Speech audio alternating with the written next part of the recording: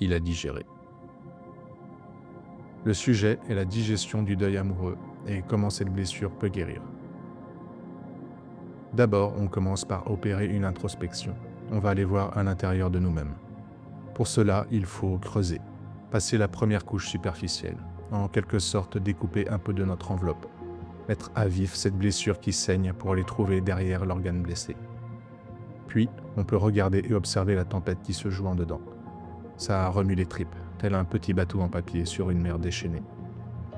Le cœur à vif, on peut engager le processus de manger ses émotions, littéralement son cœur. En tout cas, la moitié dont on doit se séparer, telle une pomme que l'on couperait en deux. Cette opération ne cicatrisera pas si facilement, tant que la sérénité ne sera pas revenue. On reste le bras cloué au mur de cet environnement qui nous entoure, gris et suintant, avec dans la main l'outil par lequel on a opéré et sur lequel est planté le morceau de notre enveloppe, telle une pièce de puzzle qui permettra de refermer la blessure une fois l'accalmie venue. L'environnement, lui, manque de lumière. Y voir là le manque d'émotions positives. L'ampoule, qui pourrait éclairer un peu, est à terre. La douille qui pend du ciel, comme un lien au monde extérieur, est vide. Un extérieur au-delà des murs qui nous contiennent, de notre propre cage mentale.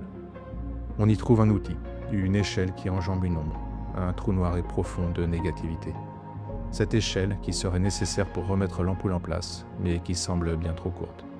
La tâche n'est pas aisée de s'extraire de cet environnement. Autour, différentes portes de sortie peuvent s'offrir. Les unes sombres, menant à l'obscurité, y voir ici la possibilité de stagner dans un dédale d'émotions négatives. Mais on trouve aussi une autre porte, pleine d'espoir, où le soleil brille et nous appelle à l'extérieur, et où finalement, on y est déjà un petit peu, ne serait-ce qu'au travers de ce processus de digestion déjà engagé.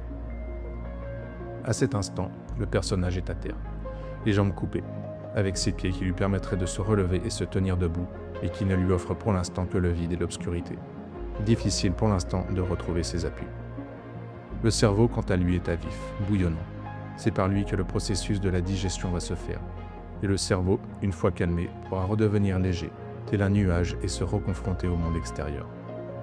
Et pour finir, dans une forme de mise en abîme, l'artiste éponge un peu de sa blessure via la feuille de dessin qui permet d'y déposer les mots MAUX. Il a digéré.